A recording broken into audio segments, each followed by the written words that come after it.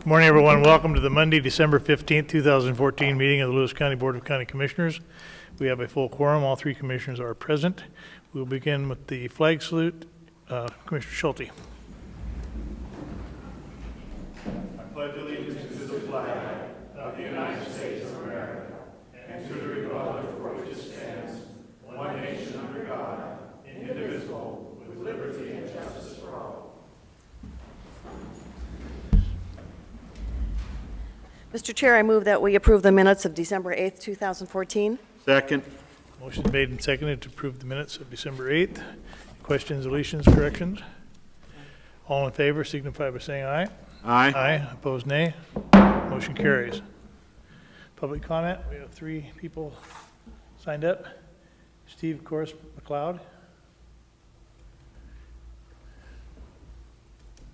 State your name and address, please, for the record.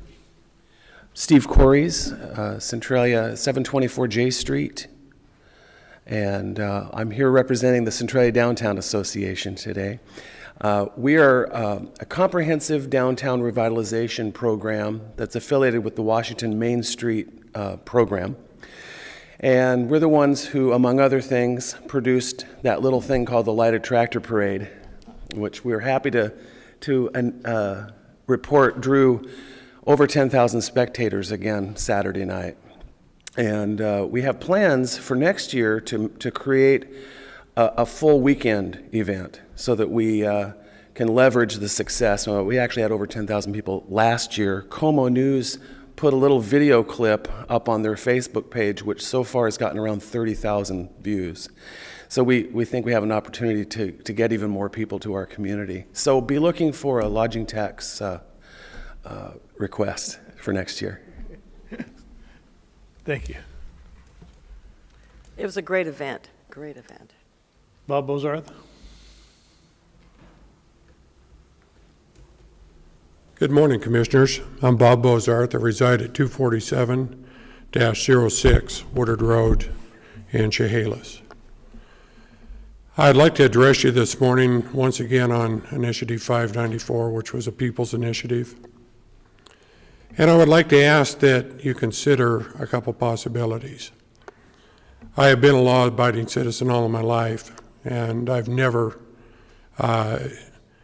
been convicted or even charged with a felony. And due to the unconstitutionality, both with the state of Washington and the United States, there is a very large potential that I could be a felon under this law. And likewise, many people in Lewis County could end up in the same situation. So I would ask that you, as our Lewis County Commissioners, would consider the possibility of putting this as an agenda item so that we can discuss this in a more formal manner. And consider coming up with a resolution to notify the governor of the state of Washington about the unconstitutionality of this legislation. Thank you for your time. Thank you, Bob.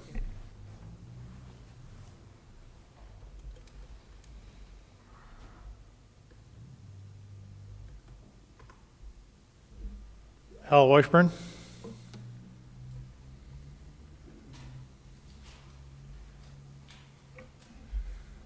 Good morning, Commissioners. Thank you for this opportunity. I also would like to speak to you concerning these new gun laws as a result of Initiative 594. They are unconstitutional, they are unjust, and they are very confusing. This initiative, by the way, of course, did not pass in Lewis County and the majority of other counties in the state. However, as a result of a few men with too much money and too little respect for our Constitution, they did pass in Snohomish, King, and Pierce counties, which rule. These new laws will not reduce gun violence in any way, and they will not save any lives. They will merely place people like Mr. Bozarth and myself, who are law-abiding citizens and do abide by our Second Amendment and take full advantage of it. They'll place us in jeopardy of being arrested as a misdemeanor or potentially a felony. This initiative and these laws are just part of a general assault on our Bill of Rights that is nationwide. These men have gone on to other states now with similar initiatives and are attempting to pass them in other places throughout the country. And eventually, these laws will end up with registration of firearms and ultimately in the confiscation of firearms. Guns are being confiscated as we speak in the states of Connecticut, New York, and California. And if we do nothing here, it will follow. So I'm going to ask you to do something. Evil prevails when good men and women stand by and do nothing. So please do something. I would ask you to pass a resolution, or at least vote on one, saying that you recognize these new laws as being unconstitutional, both in the eyes of the state and federal constitutions, and that you would expect that our sheriff and our local law enforcement agencies throughout the county would not enforce these unconstitutional laws. If you'd like help drawing up such a resolution, I volunteer my time to do so. I've had experience in this field. By the way, our current administration in Washington, D.C. considers me to be a potential domestic terrorist. I'm a veteran. I'm also a believer in small government and a limited powers. I believe in a government of the people, by the people, and for the people as outlined by our founding fathers. If that makes me a danger to this country, then so be it. But remember, evil does prevail when good men and women do nothing. Thank you. Thank you. Concludes our public comment. Before we get into the agenda as presented, we have a couple of employee recognition pieces that we want to go forth, and I would like at this time the Superior Court judges and Susie Parker to come forward.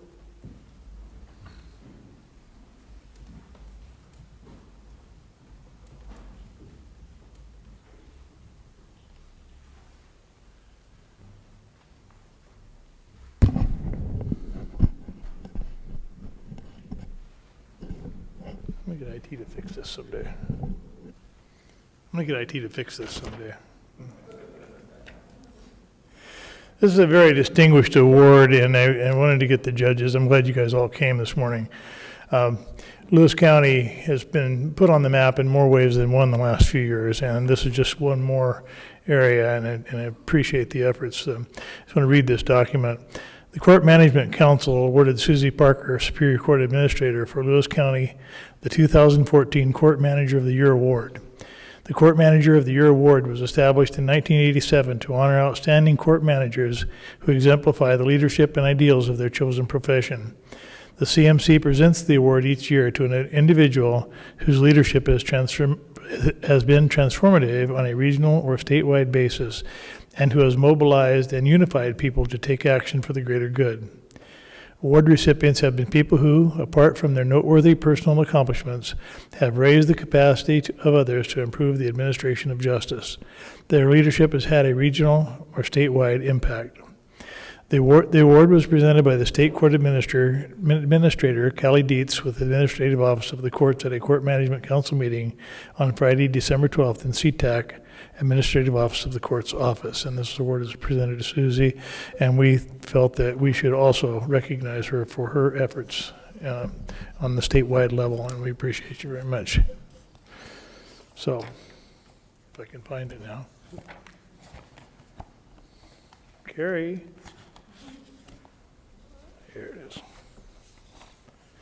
Susie Parker, Manager. There's your award, and we're going to get some pictures with you and the judges, please.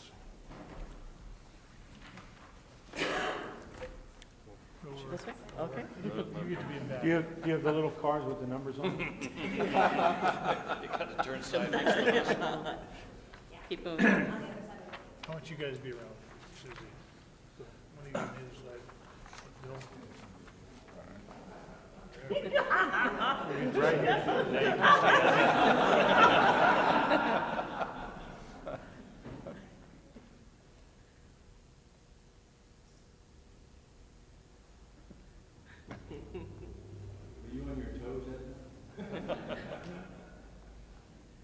think she's always on her toes. I'm always on my toes. Thank you. Thank you, Susan. Do you have anything to say?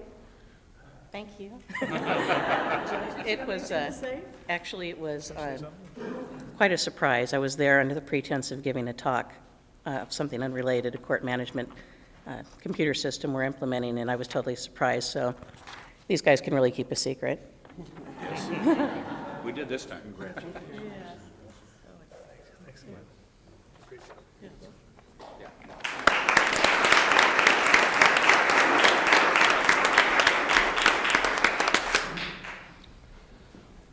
We have two other awards, and these were generally given in private ceremonies with the offices, and this one happens, these two happen to be pretty special. These are longevity awards, and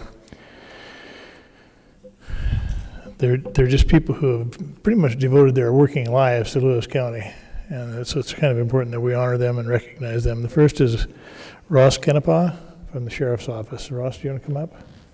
And any of you guys from the Sheriff's Office that would like to come up and get your picture taken with Ross, feel welcome to do so. Ross Kenepaw has spent, I get 34.75 years. I don't know about that .75 stuff, but he spent 34.75 serving in Lewis County and the Lewis County Sheriff's Office, and your service is greatly appreciated, Ross. Thank you.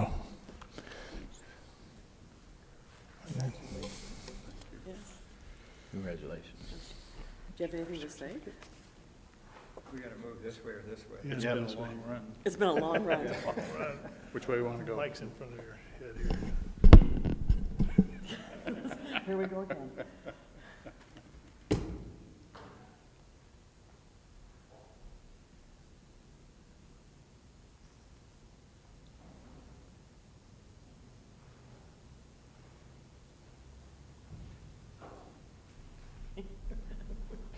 These new batteries, I think.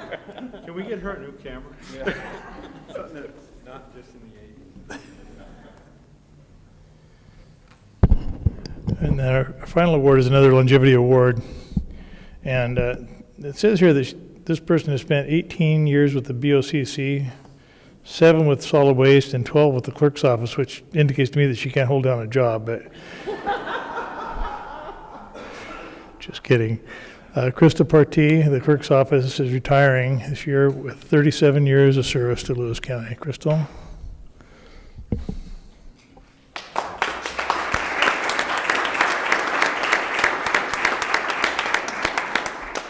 Congratulations. Did it, yes. Thank you for your work. Congratulations. Yes. You need to be front and center. It's your award. It's your award. We're not standing in front of you. Kathy. Oh, there we go. Okay. Kathy doesn't want a picture up here? Kathy, do you want to say anything, Kathy?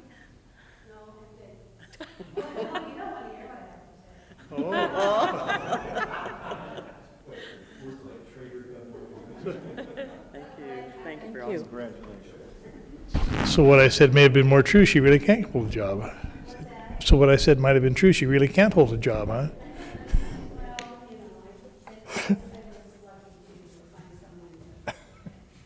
Well, sometimes there's a lot of thievery that goes around in the county where we steal employees from each other. So when we find a good one, we like to keep them around.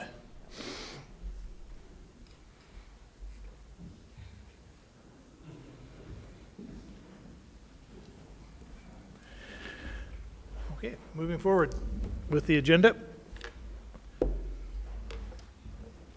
Mr. Chair, I move to approve the notice agenda, items 1 through 4, resolution number 14, TAC 325 through 14, TAC 328. Second? Motion's made and seconded. I'll wait for the departees to depart. Morning, Commissioners. Tim Elsey, Public Works Director, speaking to item number 1 on your notice agenda, and this is the call for bids for the 2015 rock proposal. Bids are due to the Clerk of the Board before 11 a.m. on January 6, 2015. This is resolution number 14-325. This resolution will allow us to go out to bid for rock to chip seal approximately 78 miles of road and to provide cement treated base on 1.26 miles of road for next year's program. Questions? Thank you. Thank you, Tim. Item number 2, request for qualifications, which is resolution number 14-TAC 326. Lewis County is looking for qualifications for firms who are qualified to conduct feasibility studies, business analysis, to develop a business plan for potential purchase of a publicly owned short line that's owned by Tacoma. We are looking into this. We have an option with the city of Tacoma to purchase 22 miles of rail. And what we're looking for is, does it make sense? Is it worth the $3 million? And can we get grant money to purchase it? This first step in this process will tell us whether or not this is a sound business decision and whether we should continue. The agreement we have with Tacoma for the purchase of $3 million to purchase this line, we're actually looking at, does it make sense? If this feasibility study says it's not worth it, then we're out of the, we have an escape clause with our option. If they say it makes sense, but it's borderline and we don't get grant money, then we have another escape clause from the option and we're out of the business. The real reason, there's 2 reasons for it, but the real reason we're interested in is this 22 miles of line runs between I-5 and downtown Chehalis and I-5 and downtown Centralia. There's 13 different at-grade crossings on this line. It runs between the 2 downtowns and the hospital. So the first reason we're looking into this is for local control. So we have a seat at the table and we have some say over operation on this line. The second line is it appears, and that's what the study's for, that there's some opportunity for economic development. So this is the first step in a due diligence process to see if it makes sense to purchase this line. The county is not running railroads. If we own this line, if we end up purchasing it, we'll own it like we do bridges and roads. And we will lease it out to an operator who will pay for not only maintenance, but for operation on the line. So this is the first step in the due diligence process. Thank you. And number 3. Grace. My name is Grace Jimenez, accounting specialist with the Lewis County Auditor's Office, and this is in regards to Resolution 14-327. This resolution pertains to RCW 3904190, which requires the Auditor's Office to publish the existence of our vendor list and to solicit additional names for the vendor list twice a year. Vendors can apply to be included on the list by submitting a vendor packet to the Auditor's Office. This RCW also requires that the county establishes a procedure to assure that telephone and written quotes are secured by at least 3 vendors when the purchase is within an established threshold. The county established a procedure in Resolution 12-196, which states the county shall solicit bids for purchases between $5,000 and $25,000, and that's our threshold. And that's all. Any questions? Thank you.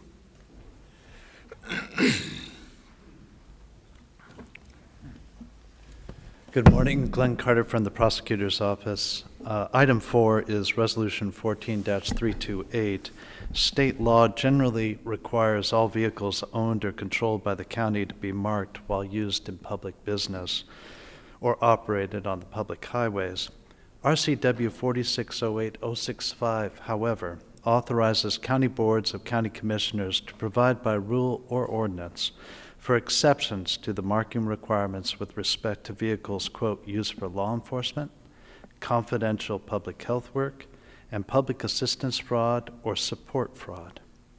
It also allows that with respect to vehicles leased or rented on a casual basis for less than 90 days.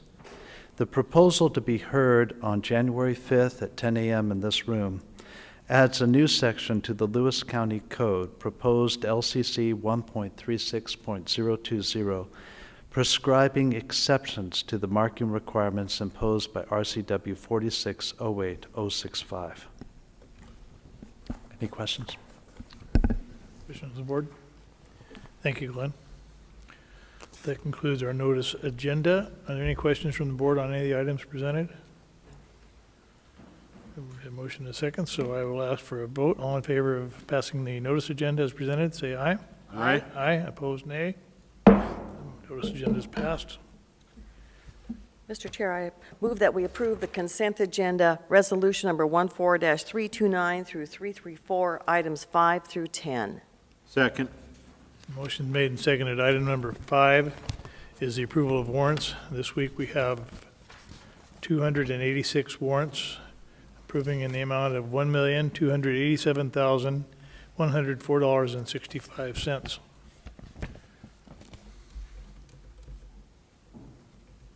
Amanda. When you explain this, Amanda, go slow so I can get it, because Okay. I've always had trouble with indirect rates. I'll try. Amanda Migliaccio, financial analyst I don't in the think you can auditor's talk that office. slow, Amanda. True. I'll try. Speaking on item number 6, resolution 14-330, approving the county's indirect cost rate. The new federal grant guidance in OMB 2 CFR Part 200 provides the option to use the federal de minimis indirect cost rate of 10% instead of annually preparing a cost allocation plan. This resolution is to elect to use that de minimis rate for any federal grants or contracts that the county receives that permits the reimbursement of indirect costs. The rate is applied to modified total direct costs charged to the grant. Those costs, the modified total direct costs, are actually direct costs excluding equipment, capital expenditures, rental costs, tuition, and subawards in excess of $25,000. The rate would go into effect for the 2015 fiscal year and be in effect until the federal regulations require a change. Now, to make this clear, Yes. prior to passing this resolution, we basically have had to allocate costs as a percentage or a part of, or as actual cost to the grants, to administering the grants. Previously, we had to actually prepare a plan, which was quite a process, and then that percentage was only applied to salaries and wages. Right. So this actually opens up the base of what can be applied to, and it actually winds up being higher for us. Actually, what this does in effect is get the county a little bit more money for the administrative costs that we use. Yes. The time and we spend administering those, we will get money for that. Yes. Any other questions? Does that make it clear, Commissioner Schulte? So it's easier, we get more money, and it's actually, we're getting paid to administer these grants. Correct. Okay, got it. Yeah, there we go. Thank you, Amanda, you did a good job. Thank you.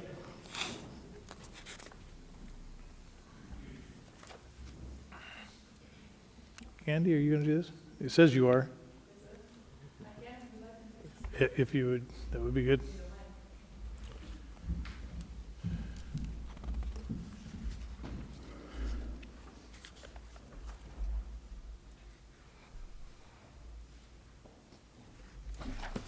Candy Hallam, Administrative Assistant to the Commissioner's Office, speaking to item, let me find it here.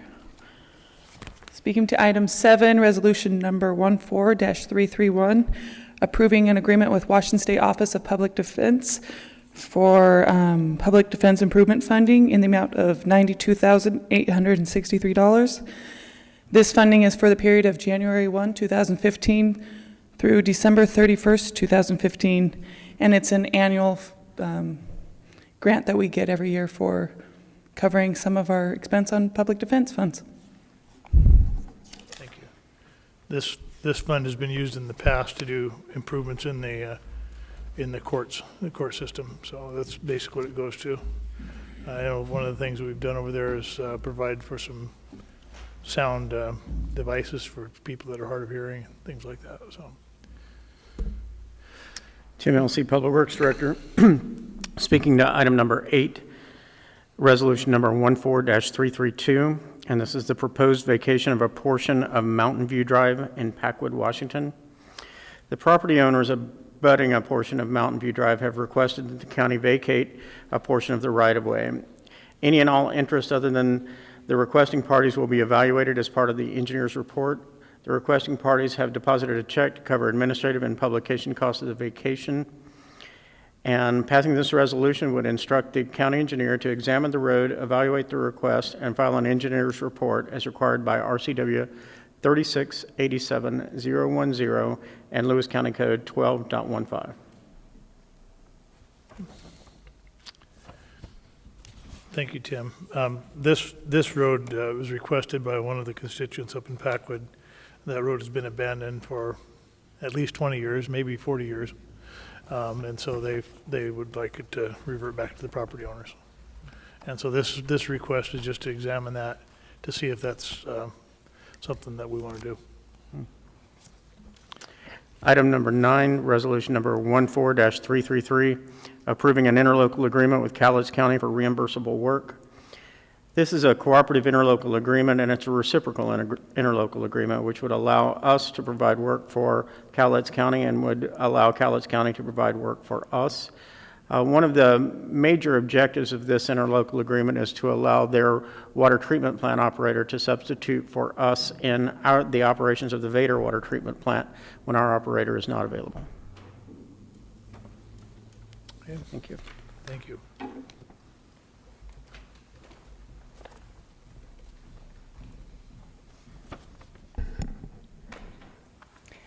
Good morning, Lee Napier, Director of Community Development, speaking on agenda item number 10, resolution 14334. This is also an interlocal agreement with Thurston County for the purpose of cost sharing in the Chehalis River Basin flood warning system. So this is a responsibility that the county has assumed as fiscal agent and are formalizing that arrangement through an interlocal agreement. Any questions? Thank you for your work. Thank you. That concludes the presentation of the consent agenda. Are there any questions or comments? Hearing none, I'll call for the vote. All in favor of the consent agenda as presented signify by saying aye. Aye. Aye. Opposed, nay. Motion carries. We have 2 hearings this morning. The first involves the 4th 2014 budget amendment for current expense and other funds.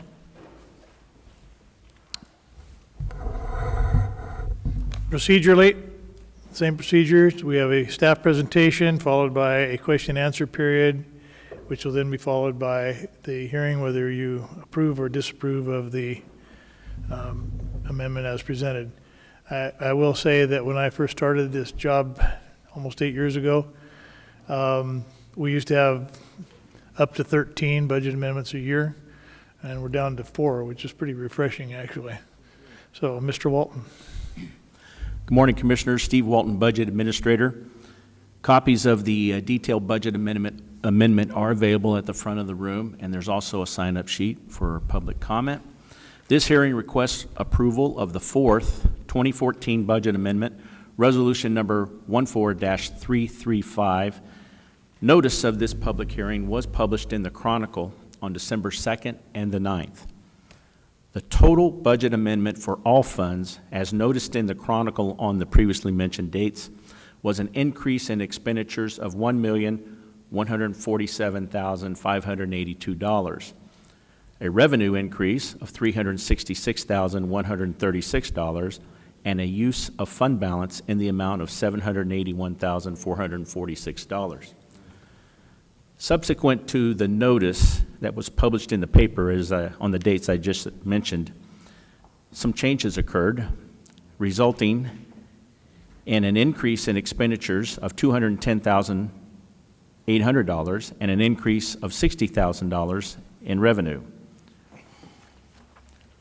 This makes the total budget amendment with the changes just mentioned for current expense and other funds now at the amount of $1,358,382, an increase in revenue of $426,136, and a use of fund balance in the amount of $932,246.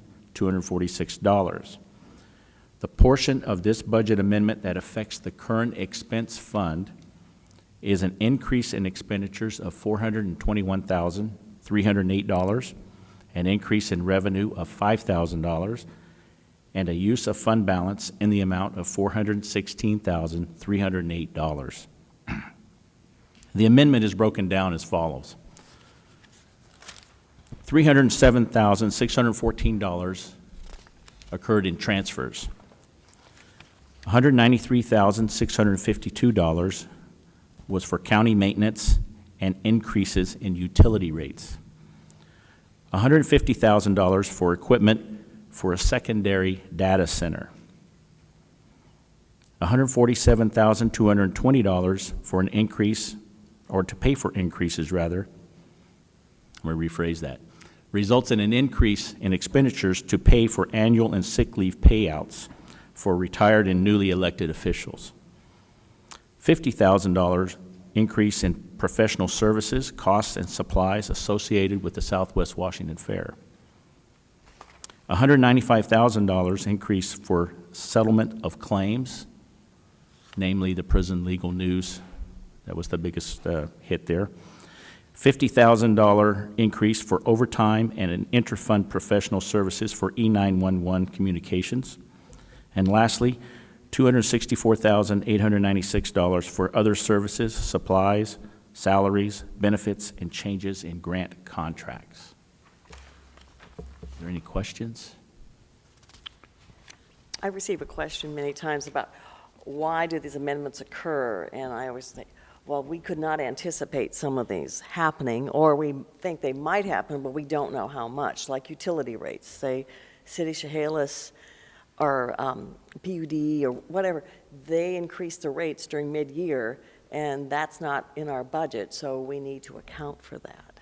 That's correct. That's what these relate to, all cases. And I'll save my comment for the comment period. So are there any questions, any other questions? Does anybody have any questions out there on this? Then I'll close the question and answer period and open the hearing on this, and ask Mr. Walton if you would like your comments to be included in the hearing. Yes, please. So we have the hearing opened, and we have public comment. No one signed up for public comment on the hearing. Would anybody like to comment on the budget amendment as presented? Hearing none, I'll close the comment period and proceed to call for a motion. I'll close the hearing and proceed to call for a motion. Mr. Chair, I move to approve the 2014 fourth budget amendment, resolution number 14, TAC 335. Second? Motion made and seconded to approve the budget amendment as presented. All in favor signify by saying aye. Aye. Aye. Opposed, nay. Motion carries.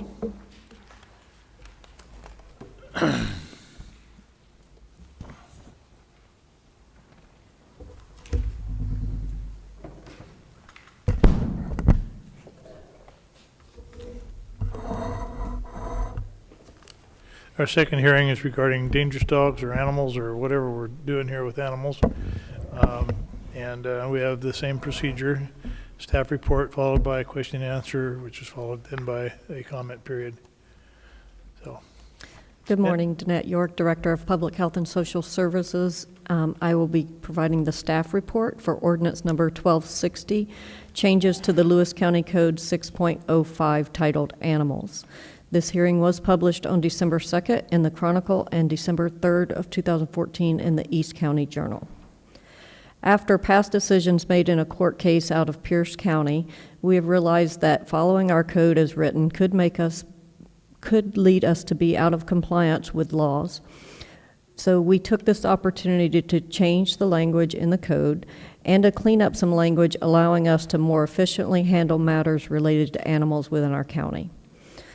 To highlight a few of the changes, it adds a more expansive definitive section to align with state laws, more clearly delineates which prohibited activities carry criminal and civil penalties, expands the notice requirements and procedural safeguards in place with respect to the declaration of dangerous animals, provides for clear guidelines related to the disposition of impounded animals, and allows for Lewis County to reclaim some costs associated with enforcement.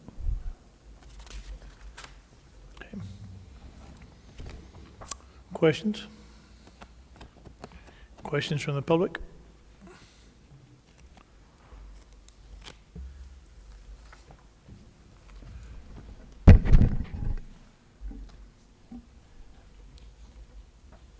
I would need to know. Name and... Oh, Ron Averill, Centralia area.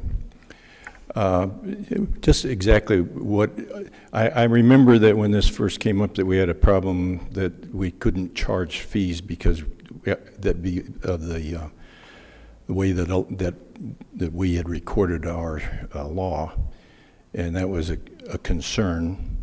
What other concerns do we have? Are we changing anything about what constitutes a dangerous animal, or the procedures to determine whether the dangerous animal is indeed dangerous? I'll let Kevin answer this. Kevin is from the prosecuting attorney's office. That is correct. For the record, Kevin Nelson from the Lewis County Prosecutor's Office. The thrust of this change is to comply with a case out of the Court of Appeals, 2nd Division. And the idea behind our change is that previously we weren't really following full due process. Most counties in the state had a similar pattern of how we processed dangerous animals.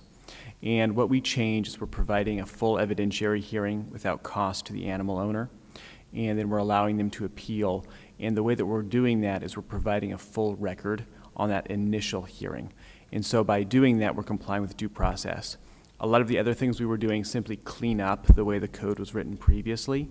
It was somewhat confusing as to which agencies and which entities did what, and we tried to condense that and make it clearer so that someone who's facing a dangerous animal designation is able to look at the code and know what their rights are, and that a reviewing court can also look at our code and determine whether or not we complied.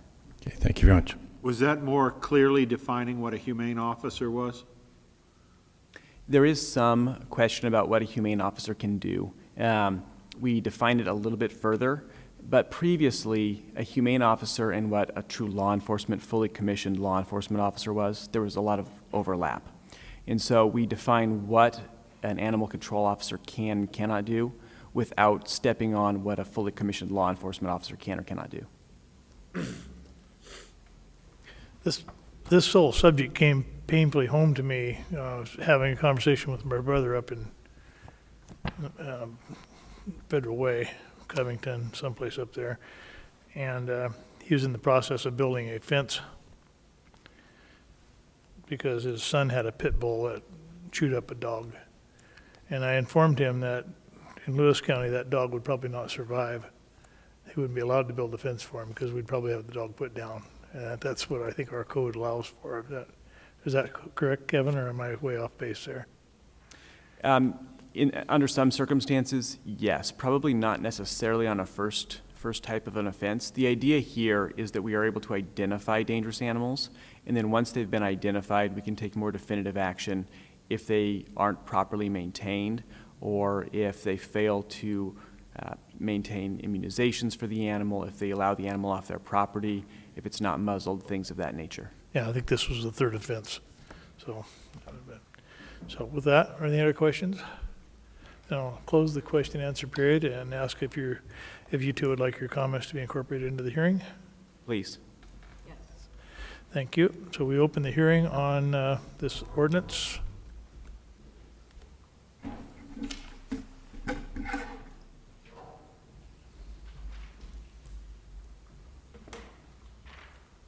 Ron Averill. Ron Averill, 2523 Graff Road. I am pleased to hear what the function of this new ordinance is.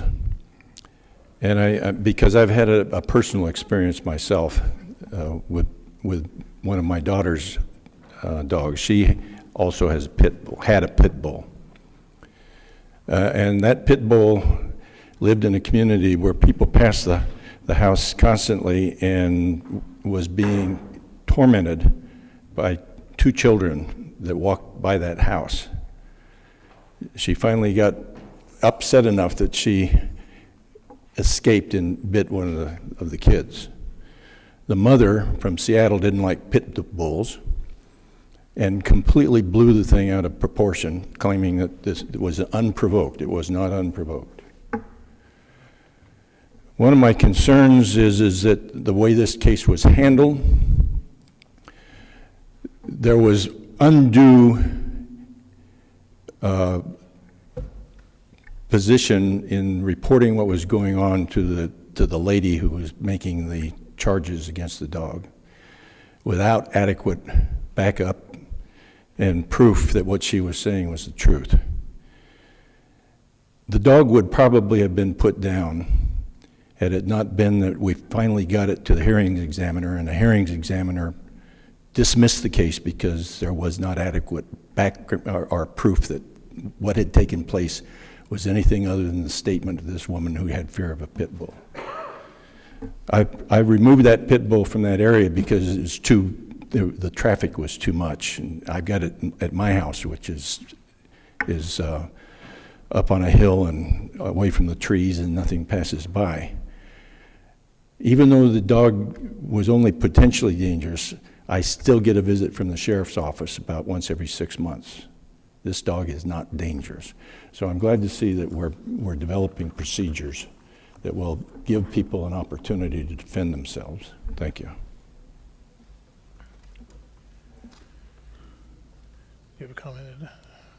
I do have a comment on this, and this is really tricky because we pride ourselves in being a rural county. And rural in a lot of people's eyes means that their pets can pretty much roam freely wherever and whenever they want to. Over the last year, I've had the occasion to visit a gentleman who had several dogs, 6, I think, hunting dogs. And as you may or may not know, hunting dogs like to howl during the night. And the clause in the section in this ordinance that applies to him, and he has been ticketed several times by the sheriff's office regarding the activities of his dogs. It says the owner of or keeper of an animal shall be strictly liable if he or she permits that animal to 1, habitually bark, howl, yelp, or make any other noises which disturbs the peace and quiet of any person to an unreasonable degree within Lewis County. Snap, snarl, growl, bite, jump, or upon otherwise threatened persons, livestock, domestic animals, or vehicles with such persons. My point is that, living in a rural county, in a rural area, sometimes we go overboard in trying to persecute our neighbors even though there may not be something very serious going on, and this gives an avenue or a venue for that to take place. I've always disliked that. I've disliked that part of the law, that if you've got a neighborhood beef with someone, you can refer to a county code and get that person ticketed or arrested or something, because that always has bothered me. I'm not going against the ordinance. I just think it's something that we need to be aware of living in a rural county. As more people move from the city, and it seems like it's okay to have a yapper dog, but it's not okay to have a hunting dog, and that kind of always disturbs me. We've had, since I've been in office, we've had at least 3 incidents of dogs barking at night, and come to find out that in at least 2 of those instances, those weren't the dogs that were barking that were being targeted. And so it's a real complicated issue. I apply the same thing to hunting or shooting zones. It's very difficult where that shooting actually occurs. And so you call because you don't like your neighbor and you think he's the one that's shooting, and it may not be him at all. So I think we have to temper this a little bit when we start enforcing the code and make sure that what's actually happening is actually happening. With that, We had a case where we had a breeder who had dogs that were barking and make a lot of noise. And when the neighbor complained, the breeder solved the problem by buying several large speakers and playing loud music directed at their neighbor's house so they could not hear the dogs anymore. my point, exactly. Is there any other public comment on this ordinance changes? So I will close the hearing at this point and ask for a motion from the board. Mr. Chair, I move that we approve Ordinance 1260, amending Lewis County Code Chapter 6.05 related to animals. Second. Motion made and seconded. Are there any comments, corrections, or additions? All in favor signify by saying aye. Aye. Opposed, nay. Motion carries. Mr. Chair, with no further business, I move we adjourn. Second? Motion made and seconded. All in favor say aye. Aye. Aye. Opposed, nay. We are adjourned.